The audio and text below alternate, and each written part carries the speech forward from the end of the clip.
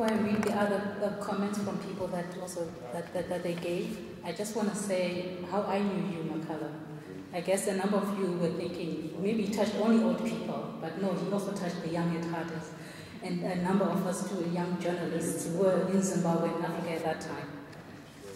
And my memory of Hugh McCullum was, I first met Hugh back in Zimbabwe when I was doing my internship at SADC.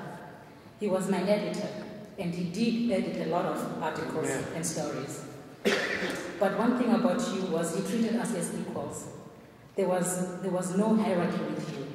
He challenged us and made us see the potential within us.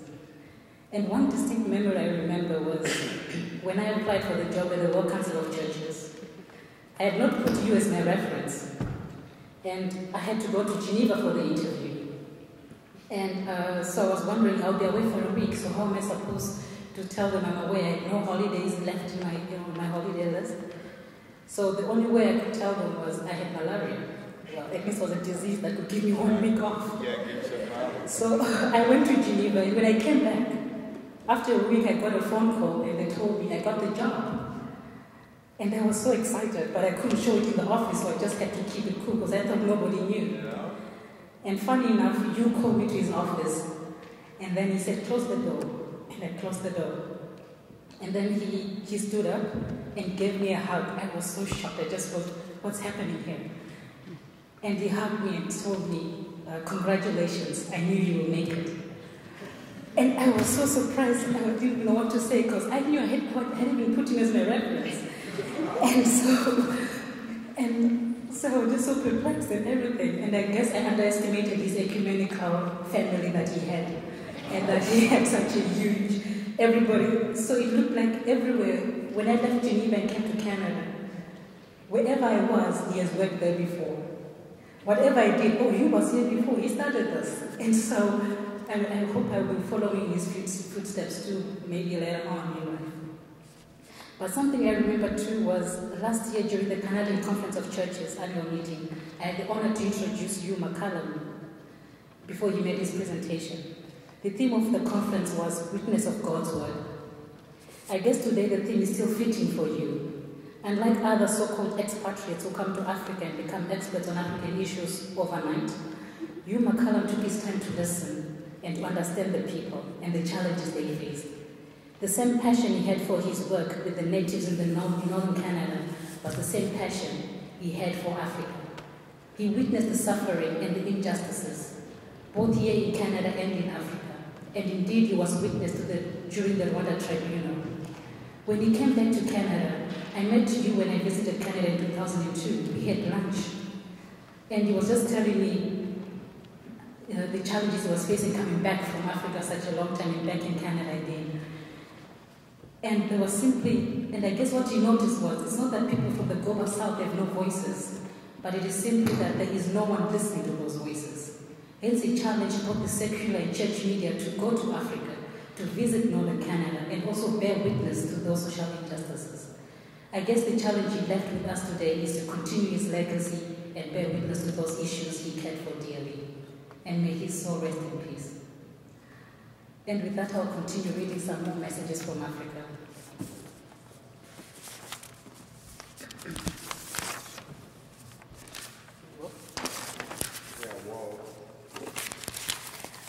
From Muneti Madagufamba. He worked with you at SADC, and Mr. Madagufamba is the Deputy Director for SADC.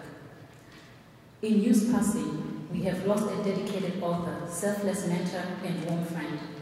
I worked with you for almost half a decade, in the 90s through 2001, when he coached me and many others associated with SADC, the art of research, writing, and editing.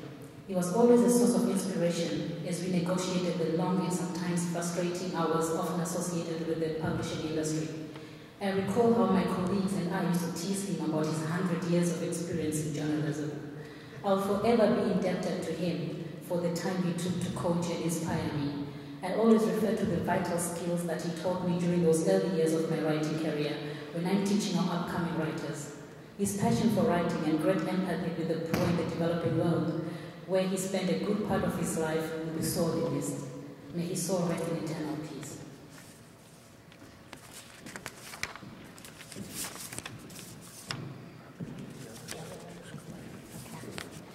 The other one is from a dear friend, Margaret Zondo. She's based here in Canada, in Toronto. Hugh had his profound ability to engage every person that came into contact with him, passionately and with empathy at both personal and community level. He persevered and had a caring heart through his numerous books, articles, and interventions for and on behalf of humankind. Africa, and in particular Zimbabwe, has lost a true son of the soil and loyal friend. He approached life with exuberance. He will be missed and remembered with pride, admiration, and love. We will endeavor to carry on his legacy of hard work and defense of the weak in society. May his dear soul rest in eternal peace. Our sincere condolences to the family at this sad time. Farewell and God bless.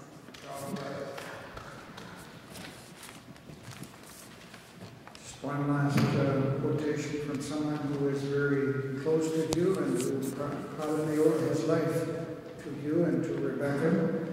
That's Father Michael Lapsley, an Anglican priest brother from New Zealand who became a South African, joined the African National Congress and the liberation struggle. Therefore, was a target of the white apartheid regime. This is what he writes today from Cape Town in South Africa, where he's the director of an institute for the healing of memories.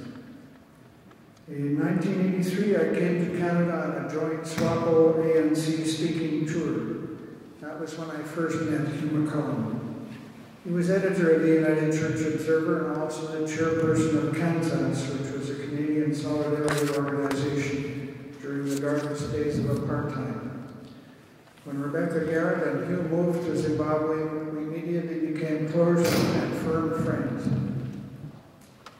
On April 28, 1990, Rebecca and Hugh hosted a welcome and farewell party for me. I had just returned from another speaking tour of Canada and was about to relocate to Bulawayo. Shortly after returning to my house from the party, I opened a letter bomb. He lost the sight of one eye and both of his hands from that bomb. Hugh and Rebecca took me to hospital. They helped to save my life. At the time of the bombing, I was wearing a cross of horseshoe nails, which somehow disappeared. While I was in hospital, Hugh and Rebecca brought me a small Coptic cross, which I have worn every day since. When I returned to Zimbabwe from hospital treatment in Australia, it was to Hugh and Rebecca's home. And when I returned from exile to live in South Africa, that farewell party was also at their home. Thank you, Hugh, for all that you did for our life, for all that you did in your life in multitudinous ways to make the world a fairer and more just place. Thank you, Hugh, for all that you meant in my life. I am a better person because I knew you. Today I thank God for your life and pray that you rest in peace. And I pray for consolation for all who mourn in your passing. Last message is just from Africa Files itself, and I'll skip it except for the last line, which says, "We shall carry on in struggle."